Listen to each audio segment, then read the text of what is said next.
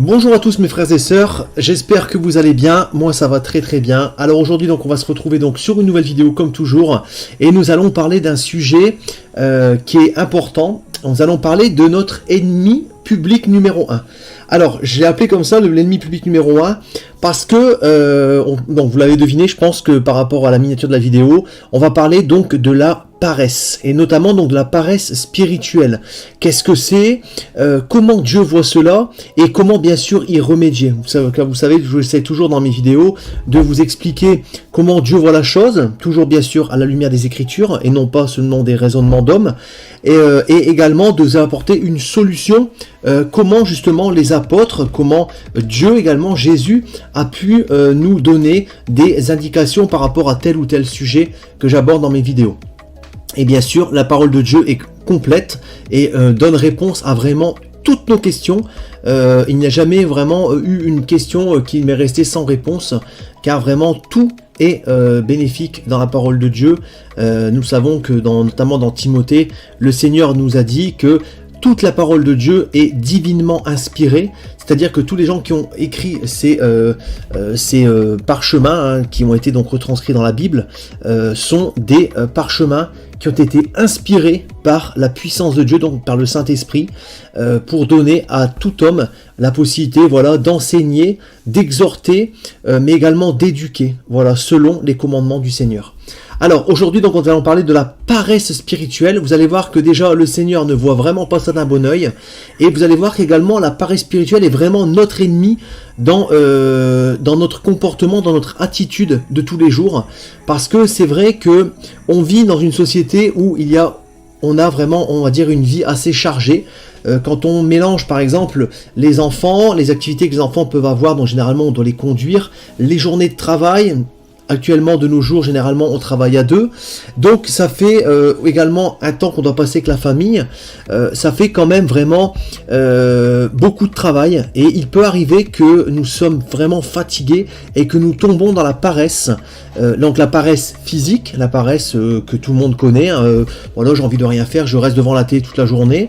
Et après, on a aussi donc la paresse spirituelle qui vient également, elle, s'additionner justement à la paresse physique, qui est donc une paresse où je n'ai pas envie de lire la Bible, j'ai pas envie de prier, j'ai pas envie de jeûner, j'ai pas envie de m'investir pour le Seigneur.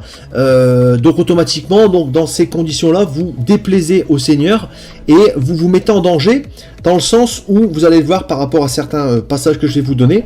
Quand vous effectuez donc cette paresse spirituelle, vous vous exposez au péché, vous vous exposez donc à l'iniquité, vous vous exposez également donc à la chair qui va reprendre le dessus, parce que la parole de Dieu nous dit très bien que lorsque nous n'entretenons pas notre esprit et que nous ne vivons pas donc d'esprit, tout simplement la chair reprend le dessus, et à partir de là, vous allez avoir beaucoup plus de chances et de probabilités de retomber dans des péchés que vous aviez par exemple réussi à abandonner. Donc il faut vraiment faire attention. Le Seigneur vraiment nous a demandé de vraiment vivre par l'esprit, et notamment Paul nous a exhorté à plusieurs reprises dans les lettres pour justement ne pas retomber et dominer la chair. Il faut vraiment prendre conscience, mes frères et sœurs, que lorsque nous vivons d'esprit, nous dominons notre chair, c'est-à-dire que notre chair est soumise à l'esprit. Et c'est comme ça que l'on réussit à progresser dans les combats contre le péché. Voilà. Je vous ferai prochainement une vidéo parce que j'ai reçu vraiment beaucoup de questions sur des gens qui ont du mal à arrêter certains types de péchés. Donc je vous ferai une vidéo prochainement sur comment réussir à vaincre le péché dans votre vie.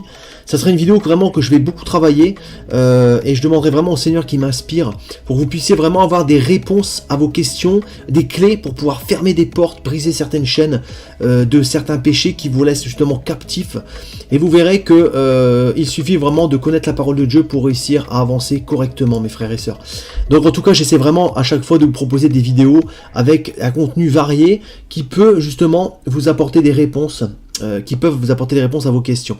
Alors, nous voyons, on va commencer donc par un premier chapitre, dans Proverbes chapitre 12, verset 27. « Le paresseux ne rôtit pas son gibier, mais le précieux trésor d'un homme, c'est l'activité. » Donc là, on voit bien que voilà, le paresseux ne fait rien, il prend même pas soin de se nourrir correctement. Et on voit également que le trésor d'un homme, c'est l'activité. Nous devons être actifs, nous devons être des combattants. Si nous ne sommes pas actifs, bien sûr, on a tout à fait le droit de se reposer, de prendre quelques temps de repos, mais il ne faut pas que ça devienne une habitude et que la paresse prenne le dessus sur nos activités, que ce soit une activité bien sûr familiale ou pour le Seigneur, car généralement les gens qu'on appelle les pantouflards, en parlant dans un langage familier, sont généralement des gens qui ne réussissent pas dans la vie, qui se contentent du minimum, qui n'ont pas forcément beaucoup d'ambition non plus, et qui automatiquement vont avoir une vie médiocre. On tombe dans la médiocrité tout simplement, hein.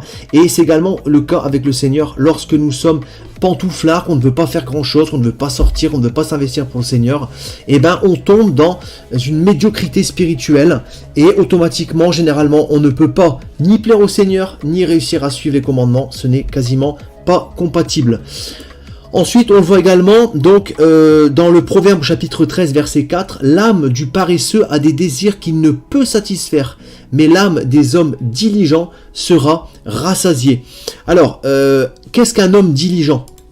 Ben, en fait, un homme diligent, c'est un homme qui va agir donc avec beaucoup d'attention, de façon pressée dans le sens où vraiment il va agir de façon dynamique. Il va vraiment être quelqu'un de dynamique, quelqu'un qui va vraiment au but, qui va chercher la chose.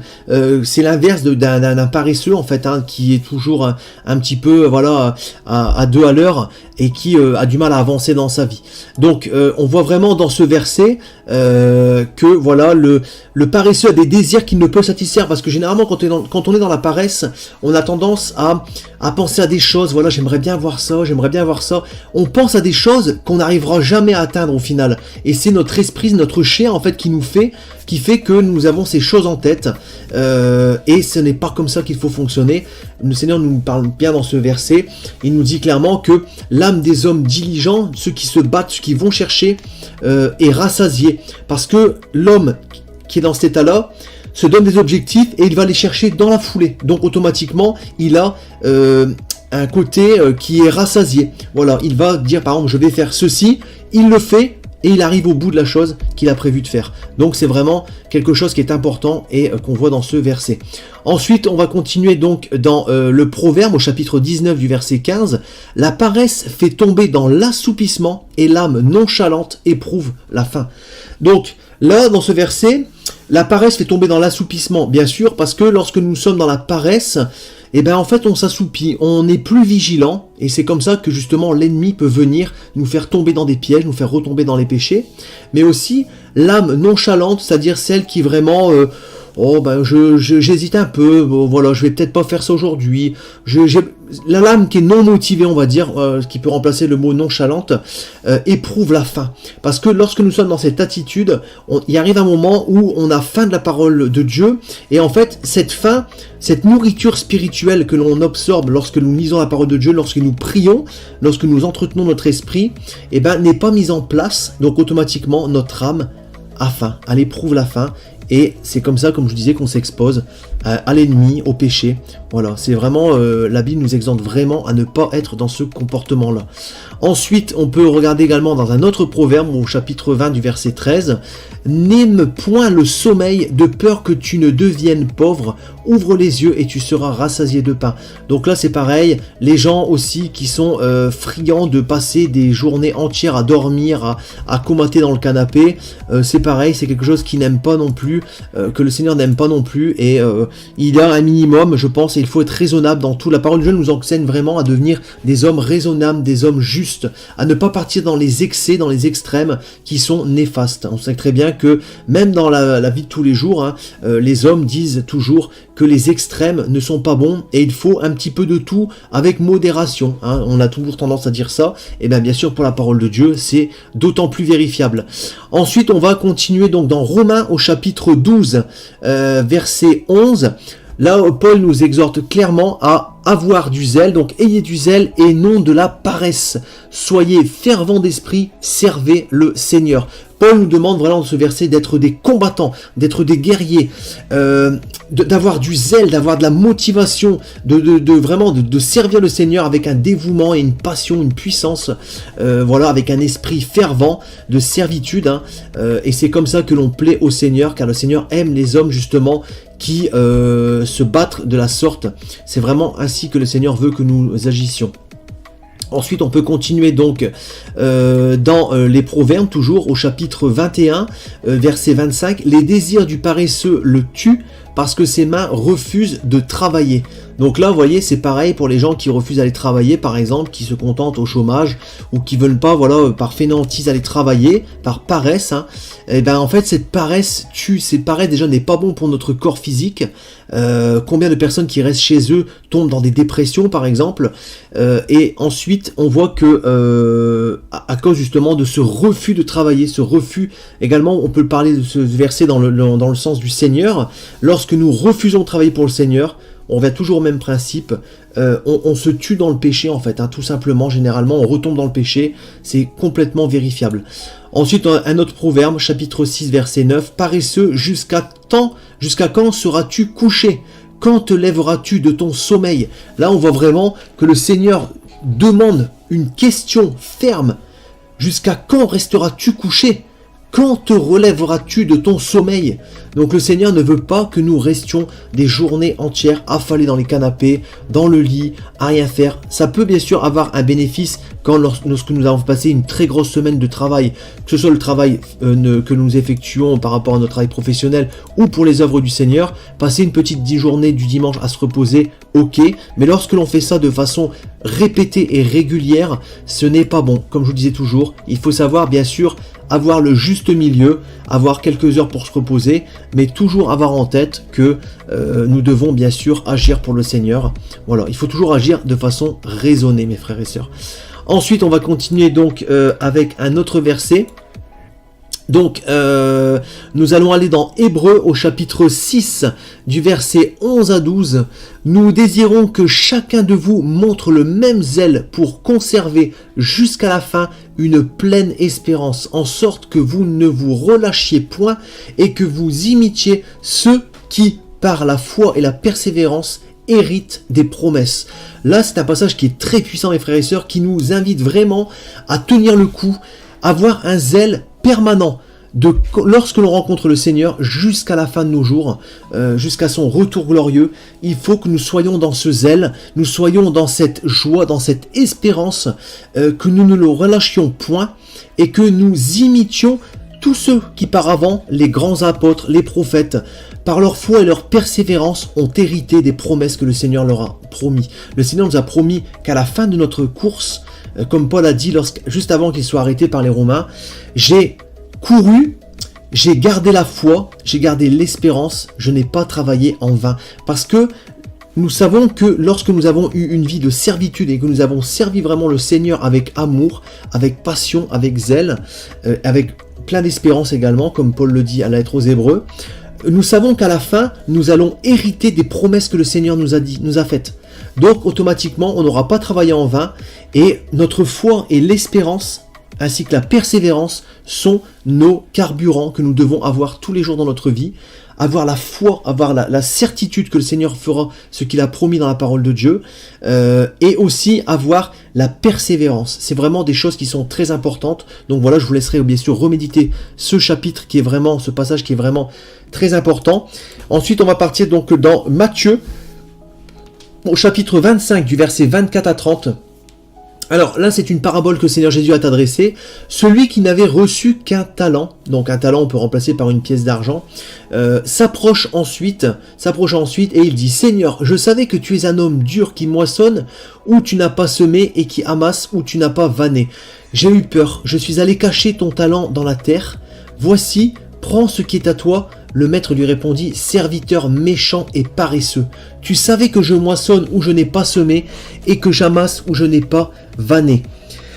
Il te fallait donc remettre mon argent au banquier et à mon retour, j'aurais retiré ce qui est à moi avec un intérêt. Ôtez-lui donc le talent et donnez-le à celui qui a les 10 talents, car on donnera à celui qui a et il sera dans l'abondance, mais à celui qui n'a pas, on ôtera même ce qu'il a. Et le serviteur inutile, jetez-le dans les ténèbres du dehors, où il y a des pleurs et des grincements de dents. » Mes frères et sœurs, cette parabole est extrêmement importante. On voit clairement que le Seigneur Jésus condamnera à la fin des temps, lors du jugement dernier, qu'on voit notamment dans le livre de l'Apocalypse, il condamnera les gens qui ont reçu la parole de Dieu, qui ont reçu la vérité du Seigneur Jésus-Christ, qui nous a été donnée donc par le Saint-Esprit. Nous le voyons dans Corinthiens, on ne peut pas témoigner du Seigneur Jésus-Christ sans avoir le Saint-Esprit. Et le Saint-Esprit nous pousse également à faire des œuvres pour le Seigneur. Car, comme vous le savez, les œuvres ne sauvent pas, mais une foi sans œuvre est une foi morte. Lorsque nous avons reçu la grâce, l'amour du Seigneur Jésus-Christ, le zèle qui s'installe en nous doit être notre carburant pour aller chercher des âmes égarées. Le Seigneur nous l'a dit clairement à plusieurs reprises dans sa parole, il y a beaucoup d'ouvriers, mais il y a beaucoup d'âmes à travailler, à sauver, mais la moisson donc est grande, mais il y a peu d'ouvriers. Donc il faut bien prendre conscience que le Seigneur appelle beaucoup de monde à travailler pour lui, mais qu'il y a très peu de personnes qui viennent travailler pour le Seigneur. Donc nous devons en prendre conscience, et que lorsque le Seigneur nous donne un talent, nous donne un don, nous donne une capacité à sauver des âmes, à prêcher la parole de Dieu et à prêcher l'évangile, comme il est dit notamment dans les livres de Matthieu, par exemple, si nous ne le faisons pas, et que nous prenons plutôt nos plaisirs dans la chair, au moment du jugement, le Seigneur nous le reprochera. Il nous le dit clairement. Ça peut aller jusqu'à être jeté dehors dans les ténèbres. Donc rendez-vous bien compte que c'est quelque chose qu'il ne faut pas prendre à la légère et que nous devons avoir une activité pour le Seigneur. Que ce soit l'évangélisation, on en reparlera bien sûr dans d'autres vidéos, mais nous devons avoir une activité pour le Seigneur, de prêche, d'évangélisation, avoir un bon comportement pour refléter la gloire de Dieu également au quotidien. Le Seigneur nous appelle à différentes tâches, différentes activités pour lui, et nous devons bien sûr en prendre conscience et les mettre en pratique. Si nous gardons cette vérité captive au fond de nous, et que nous n'allons pas prêcher l'évangile, eh ben, nous serons des gens qui seront blâmés par le Seigneur, comme il est dit dans cette parabole extrêmement importante. Donc je vous laisse bien sûr la méditer. Si vous avez des questions, n'hésitez pas dans la barre des commentaires. J'y répondrai donc avec plaisir. Ensuite, on va terminer donc également par un dernier chapitre cette fois-ci. Donc nous allons aller dans 2 Thessaloniciens du chapitre 3 au verset 8 à 12. Et là donc c'est tout simplement l'apôtre Paul qui nous dit: nous n'avons mangé gratuitement le pain de personne, mais dans le travail et dans la peine, nous avons été nuit et jour à l'œuvre pour n'être à charge à aucun de vous. Ce n'est pas que nous en eussions le droit, mais nous avons voulu vous donner en nous-mêmes un modèle à imiter. Car lorsque nous étions chez vous, nous vous disions expressément: si quelqu'un ne veut pas travailler, qu'il ne mange pas non plus. Nous apprenons cependant qu'il y en a parmi vous quelques-uns qui vivent dans le désordre, qui ne travaillent pas, mais qui s'occupent de futilité. Nous invitons ces gens-là, et nous les exhortons par le Seigneur Jésus-Christ à manger leur propre pain en travaillant paisiblement. Là, l'apôtre Paul nous dit clairement qu'il a dû travailler beaucoup parce qu'il prêchait, parce qu'il devait également travailler pour se nourrir afin d'être une charge pour personne. On ne peut pas arriver chez les gens et s'imposer parce que c'est quelque chose qui est mal vu par le Seigneur. Nous devons être les imitateurs de Dieu et Dieu n'a jamais agi de la sorte.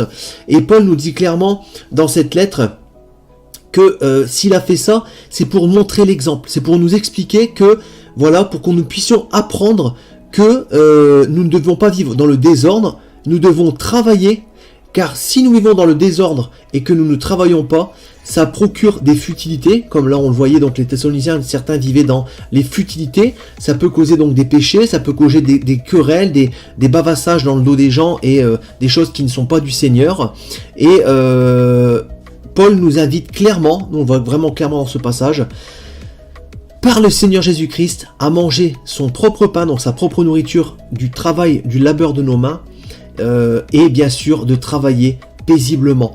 Voilà, c'est vraiment une invitation solennelle par Jésus-Christ que Paul nous a exhorté à travers ce passage qui est également très puissant et qui est vraiment très explicite. Donc voilà mes frères et sœurs, ce que je voulais vous dire aujourd'hui sur la paresse charnelle mais également la paresse spirituelle. Si vous avez des questions, bien sûr, n'hésitez pas dans la barre des commentaires. Voilà, soyez dynamiques mes frères et sœurs, ne soyez pas dans la paresse. Vous savez, la parole de Dieu nous dit clairement que seuls les violents s'emparent du royaume de Dieu. Les violents, bien sûr, non pas dans le sens la violence, mais dans le sens où nous devons être violents spirituellement, dans le sens où nous devons nous battre pour le Seigneur, nous devons aimer notre prochain, nous devons servir, aider les gens qui en ont besoin, aider les sans-abri, aider les personnes âgées. Voilà, donnez de votre temps et de votre amour pour les gens qui en ont besoin. Et croyez-moi, dans le monde dans lequel nous vivons, l'amour a vraiment besoin d'être d'être prêché partout et beaucoup de personnes sont également dans le besoin, que ce soit dans le besoin de l'amour mais également dans le besoin financier. Donc soyez voilà les imitateurs de Jésus et donnez un maximum de votre énergie, de votre temps pour les œuvres de Dieu. Bien sûr, je le répète parce que c'est vrai que beaucoup de personnes n'ont pas encore compris ça, les œuvres ne sauvent pas, mais nous sommes sauvés par la grâce, mais les œuvres sont une justification de notre foi. Une foi sans œuvre est une foi qui est morte et le Seigneur ne veut pas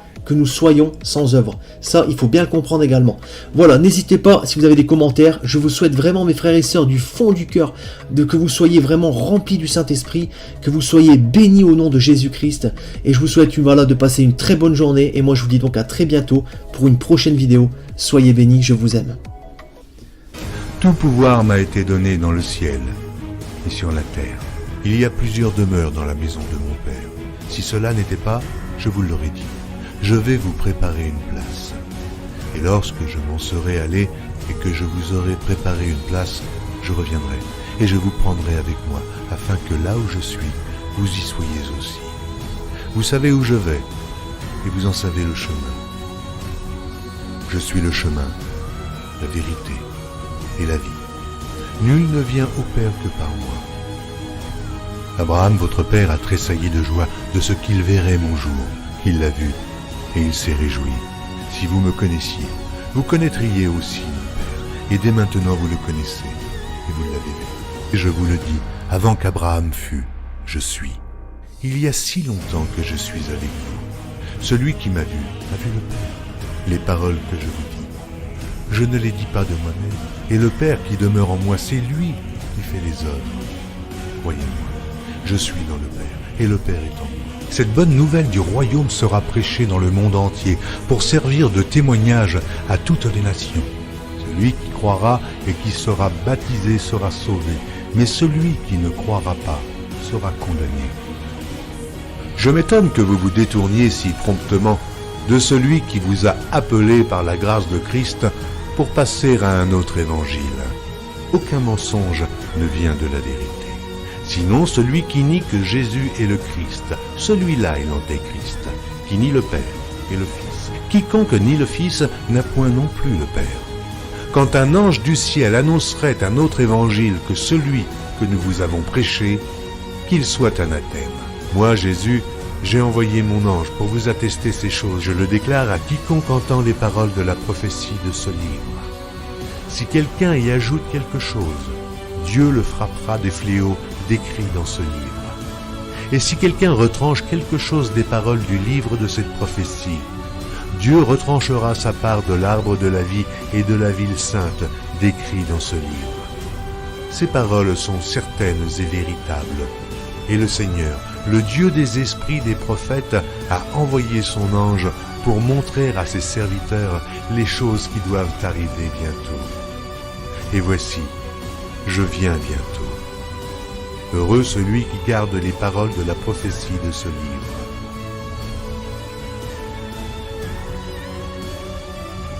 Voici, il vient avec les nuées, et tout œil le verra, même ceux qui l'ont percé. Et toutes les tribus de la terre se lamenteront à cause de lui. Oui. Amen. Je suis le rejeton et la postérité de David, l'étoile brillante du matin. Je suis l'alpha et l'oméga, dit le Seigneur Dieu, celui qui est, qui était et qui vient, le Tout-Puissant, le premier et le dernier, le commencement et la fin. Que la grâce du Seigneur Jésus soit avec tous. Moi, Jésus, je viens bientôt. Vous êtes en bas, moi je suis d'en haut. C'est pourquoi je vous ai dit que vous mourrez dans vos péchés. Car si vous ne croyez pas ce que je suis, vous mourrez dans vos péchés.